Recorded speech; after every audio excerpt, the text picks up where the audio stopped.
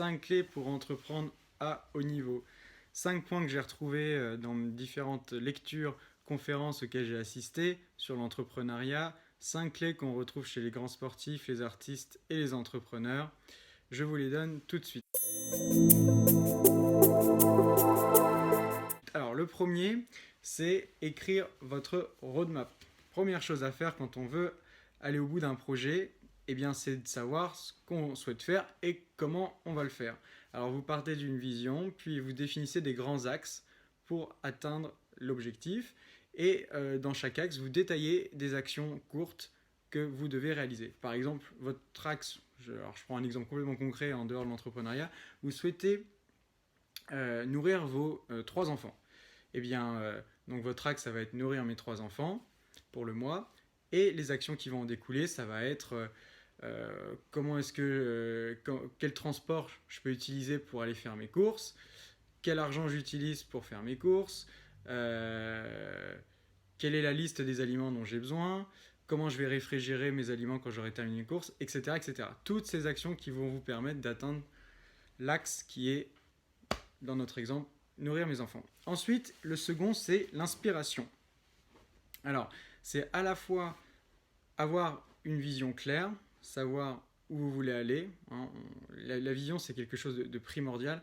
Et à côté de ça, les personnes autour de vous qui vous inspirent et qui vous donnent cette créativité.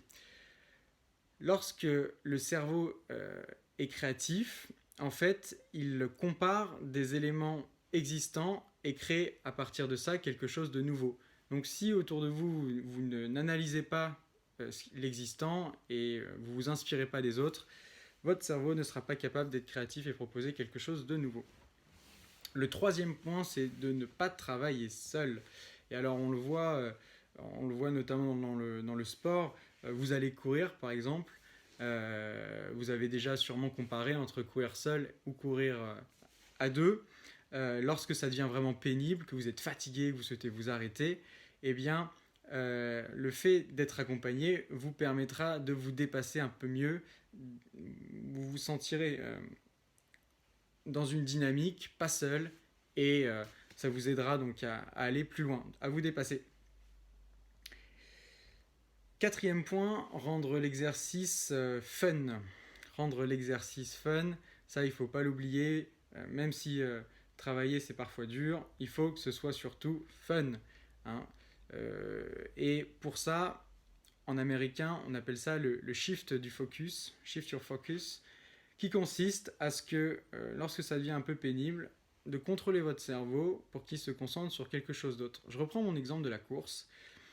Vous courez, vous êtes fatigué, vous avez des crampes, vous sentez que vos jambes lâchent.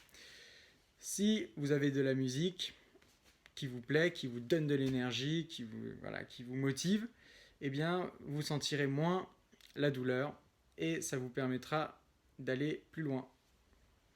Dernier point, travailler dur et régulièrement.